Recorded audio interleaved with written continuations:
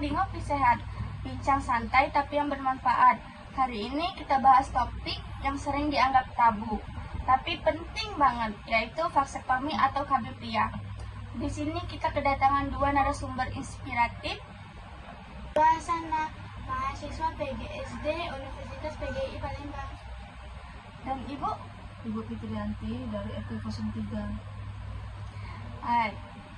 Jadi kita masuk yang kita akan bahas yaitu apa itu vaksektomi. Kita mulai dari dasarnya ya guys. Vaksektomi itu apa sih?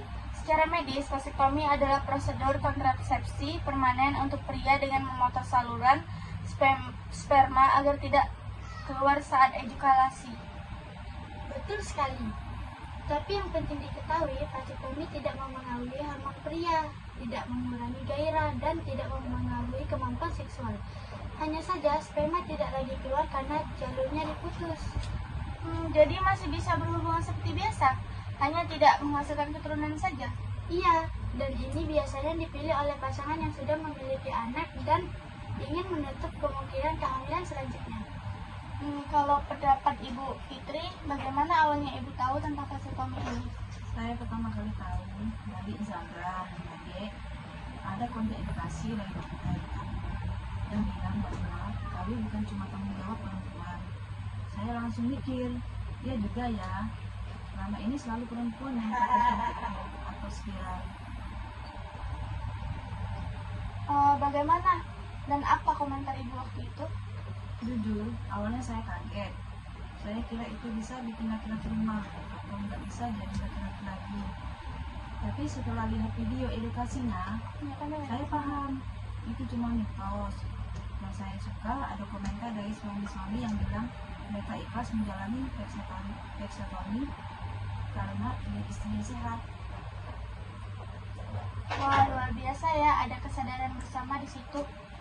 Betul. Dan saya jadi ngobrol juga sama tetangga soal ini.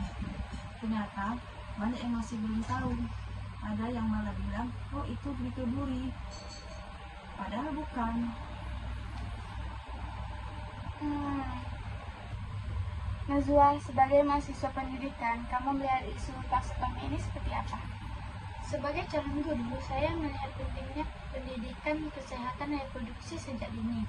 Bukan tentang seksual, tapi tentang tanggung jawab, kesetaraan, dan pilihan sadar. Wah, menarik ya. Jadi menurutmu apakah masyarakat cukup terbuka soal vaksektomi? Belum, masih banyak anggapan kalau KB itu urusan perempuan saja. Vaksektomi dianggap ekstrim, padahal secara medis lebih ringan dibanding ibu pasang iud atau suntik terus menerus.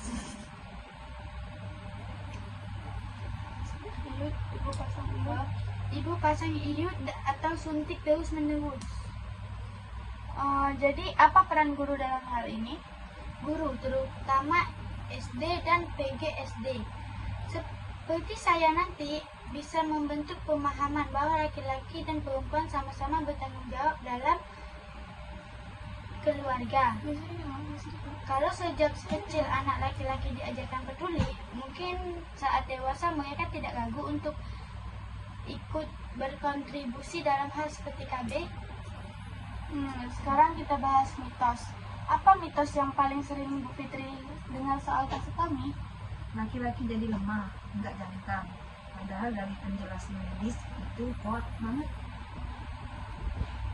Betul, saya juga dengar vaksektomi itu nggak bisa dibalik. Padahal meskipun ini bersifat permanen, ada beberapa metode reversi jika dilakukan dalam waktu tertentu. Nah, jadi perlu banget ya edukasi berulang dengan bahasa yang mudah dimengerti masyarakat. Jadi penutupan ini dengan saya berkesimpulan hari ini, vaksektomi bukan hal tabu, tapi justru untuk kepedulian dan kesadaran pria dalam rumah tangga.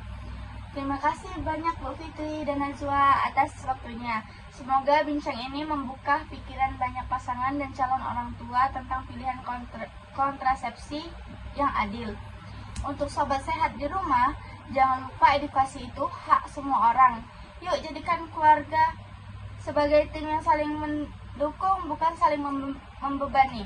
Terima kasih, sampai jumpa.